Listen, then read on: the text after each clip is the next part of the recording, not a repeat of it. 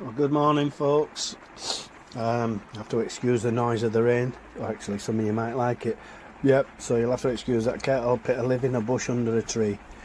Yeah, just doing a little bit of a video just to recap on what's happened recently in the fight game and looking at what may be happening in the future in the heavyweight division. So somebody will wonder why I've left the Derek Chisora picture out of here. Well, it's just that I don't think he's going to feature too much. Great for him that he's got a good payday against Tyson Fury. I don't really see why the fight's going ahead. I mean, I know that he had a good win against Pulev, but he has lost, well, 12 fights he's lost, and a couple of those to Parker.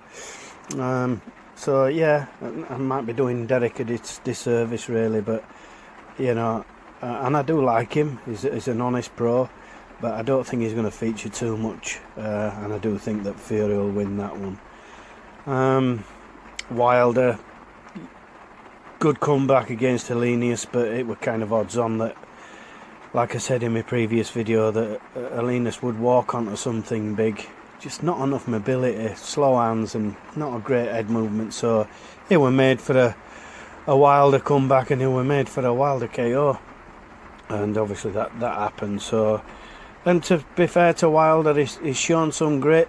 You know, he's had 3 hard losses to take, and the third one against Fury, he showed some grit and determination and some heart that some may have questioned. Usually you get these big punches and they're not used to getting in the trenches, and they, you know, usually do lack a bit of intestinal fortitude. So that's not always. I mean, some great fighters that have, you know, been great KO punchers, and they've obviously stuck in there when it's needed to. So credit to him that, you know, he didn't wilt. Yeah, I know he complained and all the rest of it, and he were looking for loads of excuses, and he was. There's no doubt about that. But give the kid credit. He's come back. He looks like he's learnt a little bit as well. So good on him, and he's going to feature. There's no doubt about it in this next 12 months. All that depends on obviously what happens around him, but yeah, he's going to feature. He always will have a chance. That big shot, yeah, he's always going to have a chance. So yeah, he's going to feature somewhere along the line. It's still a bit limited, and he will always rely on that big KO, but that will get him out of jail. There's no doubt about it. Always has, always will. Yeah, moving on to Dubois. Yeah, I can see him. He's a big, strong lad as well. You know, he's had to take a loss. The loss to Joyce will have affected him. There's no doubt about that. But you know, he's done well to come back, and he'll feature as well. We're talking about Joyce, another big, strong lad. He's definitely going to be there or thereabouts. 6'6", you know, he's on a par, and he won't be looking up too much to Fury. So if that fight came off between him and Fury, that would be really, really interesting. So yeah, obviously beat Parker, beat Takam. So yeah, he's there. He's going to be a big feature in the heavyweight scene. There's no doubt about that.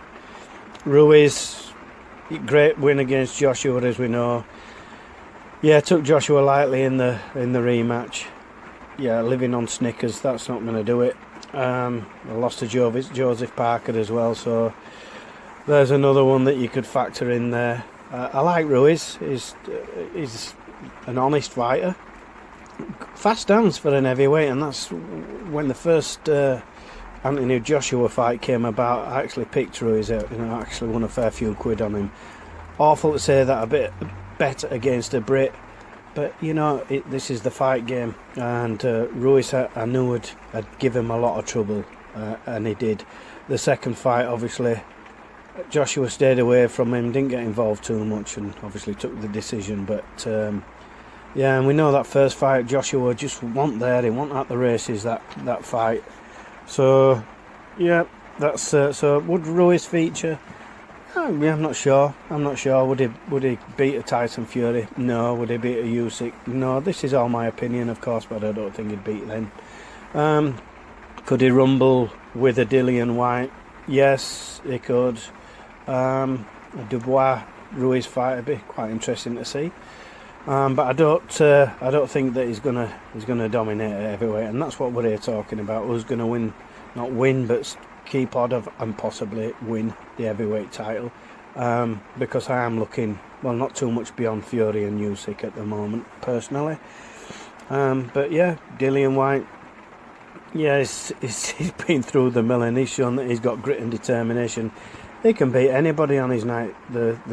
He took a big loss against Povetkin, came back and knocked Povetkin out, and it was a great shot, there's no doubt about it. So he's got the power, and he believes in himself probably more than any fight, probably with the exception of Fury, but he believes in himself, and he's had losses, but that don't seem to bother him, as it never has in the throwback fighters. You know, a loss was a loss, and that's it. You get up and you carry on. So yeah, Dillian Whyte's might have a say in what goes on amongst this lot. So it was on the horizon. After that, you'd have to look at Usyk, I suppose. He's definitely going to fight Fury. That's got to happen. It's got to happen. They're just the best two at the moment. Both unbeaten. Both tricky fighters. If they do meet, I think I've mentioned this before, I think that Fury would spoil him out of the game. He's just too big, too strong. Can fight at southpaw, so he can switch it, which would be awkward for Usyk to face another southpaw fighter. I think that would be a bit awkward for him. So for me, all roads lead to Usyk and Fury. What would happen after that? Well, I think that they might even both retire, win, lose or draw. I think they might even both retire. I think they've both proved the mettle at this game. They've won everything, and I think that'd probably be it. That'd leave the door open for any one of the other 4, 5 to step in.